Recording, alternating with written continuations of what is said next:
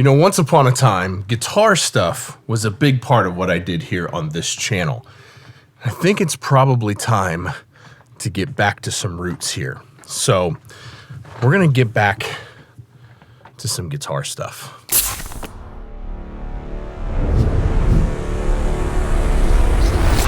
This is the Bogner Ecstasy 3534, and I have some roots with Bogner that really kind of gave me my career. Bogner amps gave me my music career. So I want to talk about that. I want to tell you that story. I also want to let you hear this thing. I've had this about a year now, and I figure it's probably time to show it off in a video. And I kind of miss doing some guitar content. It has been quite a while since I've played guitar because I've been so busy mixing and have been doing way less productions. But I got a song that I'm really pretty pumped about. I'm doing all the instrumentation on it. So let's take a listen to the Bogner Ecstasy 3534. I'm going to do a whole playthrough of this entire song for you. And then I want to tell you how Bogner amps is the reason I have a music career. And then I'll tell you about this one, because this is a pretty ripping amp. Ugh. It has been quite a while since I have played guitar, so I'm gonna sit and warm up for a bit.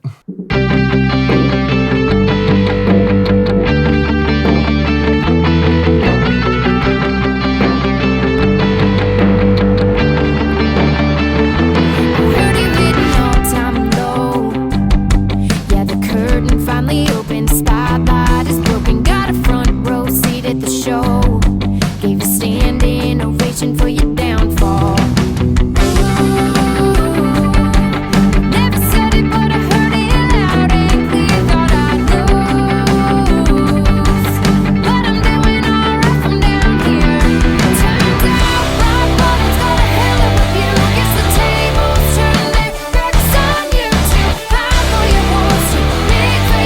boots. While we're throwing back shots, here's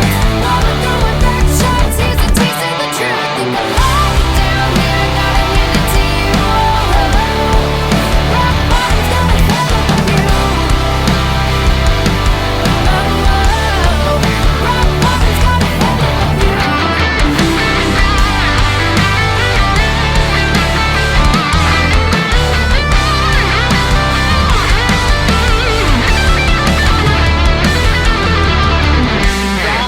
gotta hand it to you. Guess the tables turn their backs on you. Too high for your walls, too big for your boots. While we're throwing back shots, here's a taste of the truth. Think I lock it down here, gotta hand it to you. Rock bottom's got a hell of a view. Rock bottom's got a hell of a view.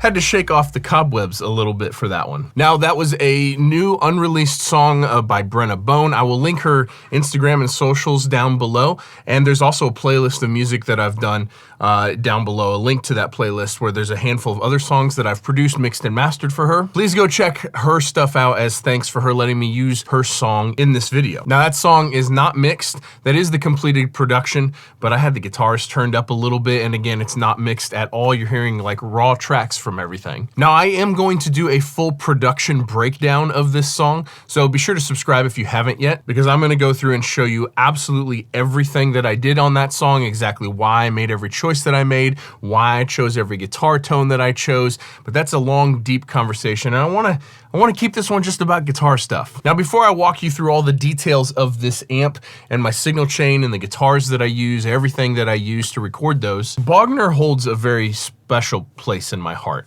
When I was about 19, I played through a Bogner Ecstasy 101B at Making Music in Chicago. And this was just, it was the holy grail of guitar tone to me. It was as good as it gets. Unfortunately, I think it was about $5,000 or $6,000 for the half stack, and I did not have that kind of money as a 19-year-old. But I did work at a music store called Flores Music in Peoria, Illinois. We were one of the largest Mesa Boogie dealers between Chicago and St. Louis at the time, and I owned so many amps over the next 5 years trying to get that thing, that sound that I had, the thing that I experienced, the feeling that I experienced with the Bogner Ecstasy. I was just buying and selling and trading amps nonstop, trying to get to that place. Eventually, the music store that I worked at, we became a Bogner dealer.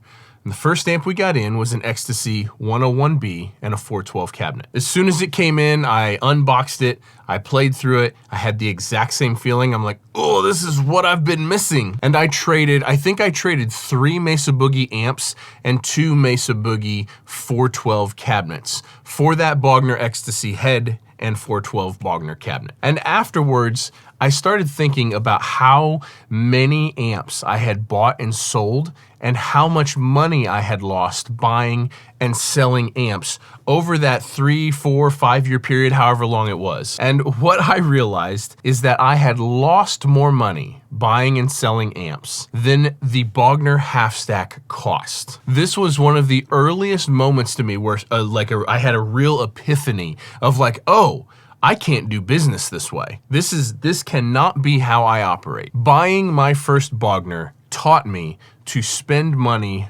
one time, or as few a times as humanly possible. It is difficult enough to make a living at this music thing, to make a real go at this, and if you are wasting money on subpar products, hoping they will satisfy your need or your desire or your want for a particular thing, it almost never does. You will almost always be left wanting for the real deal. Now, obviously, this doesn't play into effect with like vintage gear and whatnot, because vintage gear is just so outrageously expensive. It's unattainable for most of us when it comes to guitar amps or microphones or compressors or whatever. It's just about unattainable. So with the exception of vintage gear. So that's my Bogner story. Bogner literally taught me about how to run a business and how to spend money and how to save money and not be wasteful. Well, eventually, many years later, about 1,000 gigs later, I sold that Bogner to get a different amp. And while I love the other amps that I have, they're fantastic and I'm super happy with them,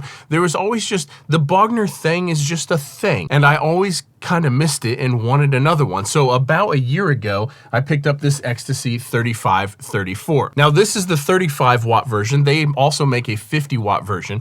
And Michael Nielsen, Big Hairy Guitars YouTube channel, I'll link his video down below. He compared both of them and it was really his video. I was just really looking for an amp that like satisfied that thing for me, and I was leaning towards Bogner. There's definitely a Bogner sound and I was really wanting that sound again, but I also wasn't quite wanting like an Uberschall, or I didn't really want to spend the money on an Ecstasy 101B because they're considerably more expensive than this. So I stumbled across Michael's video comparing the Ecstasy 3534s, the 50 watt version and the 35 watt version, and what, to my surprise, in his video, the 35 watt version is actually the more aggressive sounding one. It's just a little shreddier and a little bit, it's just got a little bit more oomph somehow for some reason. So I picked it up. Let me run you through all of the features on this, because for a small head like this, man, it's so, like, you heard how versatile it was. And when I'm doubling guitar parts, I'm like using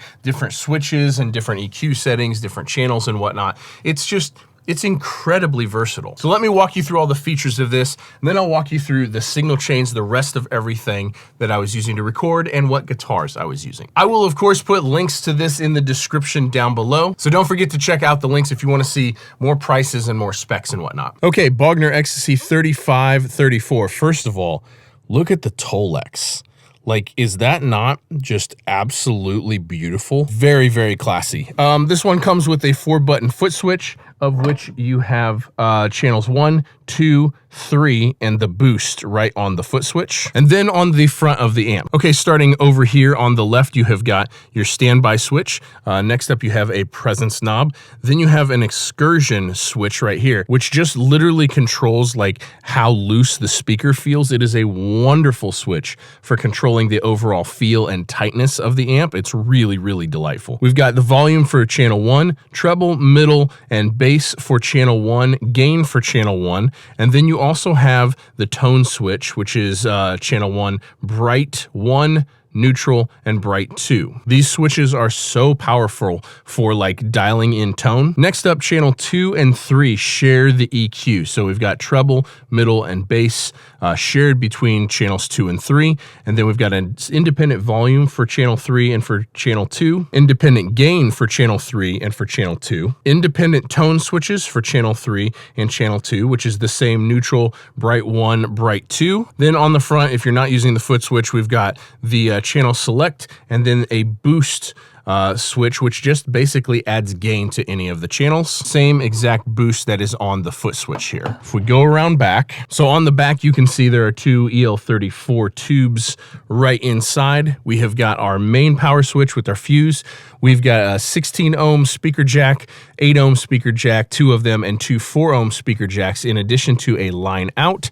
And then our 2 foot switches here, which you can run these with an amp switcher if you'd like, or use the actual foot switcher. Then we have an effects loop with a return volume. A couple little switches there to change the level of the effects loop and whether or not you want the effects loop on all of them or off on all of them or only on channel 2 and 3, which is pretty neat. Now for all of those guitars that you heard in that song, I'm running out into my Waza tube amp expander, so let me show you that. So this is the Boss Waza tube amp expander. I have an entire video on this box.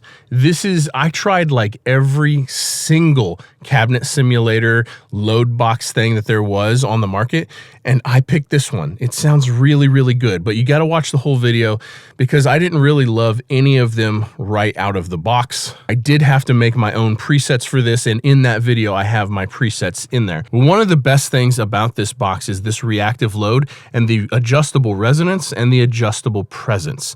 And it is the thing that makes this the best feeling box I've ever used by a pretty significant margin. There's plenty of them that sound good, but this one feels the best to me, and I'm talking comparing them all literally side by side here in this room. You can save different rigs and have different presets, so I've got like a 412 and an open back 112 and whatnot in there.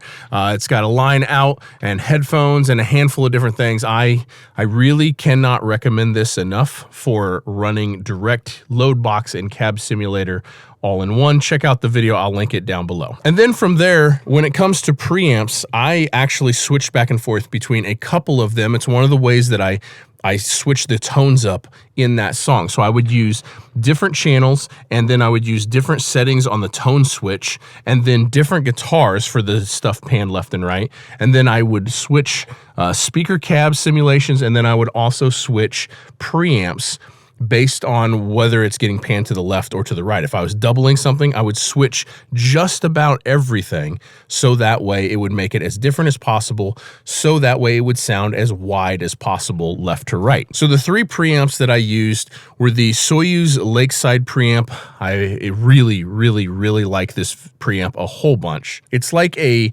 smoother, creamier Neve sound, and it's really, really good. The other preamps that I used were, of course, my signature pre's, the Cappy Rune from Cappy. And then this is an older version before they changed the nameplate. This is the Cappy MFer preamps, and they sound really, really good as well. Surprisingly, the Cappy MFer and the Soyuz Lakeside are somewhat similar sounding. They don't sound the same, but they sound like they're almost in the same sort of family. And then, of course, obviously, I can't say enough good things about my own signature preamps. Okay, first up on the guitar front, this is the main guitar that I use in that song. This is my PRS Custom 24. This was the first PRS that I ever owned. This is a 2006 model, and it has some Dragon pickups in it. Really, really like that guitar a whole bunch, and this is what all the main riffs were done on in the chorus. Okay, next up is my Shure Telecaster. I can't even remember exactly which model this is. I've had this for a really, really long time, and this is what the intro and turnaround leads were done on, and a smattering of other little guitar things, little layers here and there, were done on this Telecaster. Okay, next up is my Iconic Guitars Tamarack. This is a Telecaster style guitar with humbuckers in it. It's one of the best playing, best sounding guitars that I own, and I am just absolutely obsessed with it. So all the verse guitars were done on this. The bouncy delay guitar in the pre-chorus was done on this, and the solo was done on this, and some of the other guitar layers were done on this guitar. Straight into the Bogner, no pedals, no nothing. It's one of the things that I really, really like about different amps. One of the things I'm really looking for when it comes to different amps is I want them to be like kind of transparent. I want them to have character, but I want them, when I swap guitars and when I go from a Telecaster to a PRS, I want it to be really, really obvious, the difference. I don't want an amp to be so colorful and form the sound so much that different guitars don't sound like it needs to be touch responsive. It needs to have personality, but it also needs to let the guitar shine through. And that is one of the things that this Bogner Ecstasy 3534 it does really, really well. One of the few non-hand wired amps that I have that I absolutely adore, and that is saying something, because I am a hand wired guitar amp snob, and this is one of the few that I have that are not hand wired. Now, like I said, there will be links to this amp and to all of this stuff in the description down below. Just about all of those links go to Sweetwater. So anytime you guys need any piece of musical gear whatsoever, you can jump on any video of mine. Once you're on any video, click on any link in the description of any video. Once you're on the site, you can purchase absolutely anything you need. It costs you nothing extra, but it goes a long ways to help me out and help me keep making videos just like this. Those links go to Sweetwater. So huge thanks to Sweetwater for sponsoring this video and just about all of my videos. I really appreciate them helping me grow this channel, helping me make good content. And I really, really appreciate you guys using those links in the description of any video anytime you need to purchase absolutely anything. Thank you for supporting the people that support me. I hope you enjoyed this one. It was fun to show off some guitar stuff, play some guitar on camera again. Let me know if you want more guitar related content. Thank you so much for watching. We'll see you in the next one. Peace.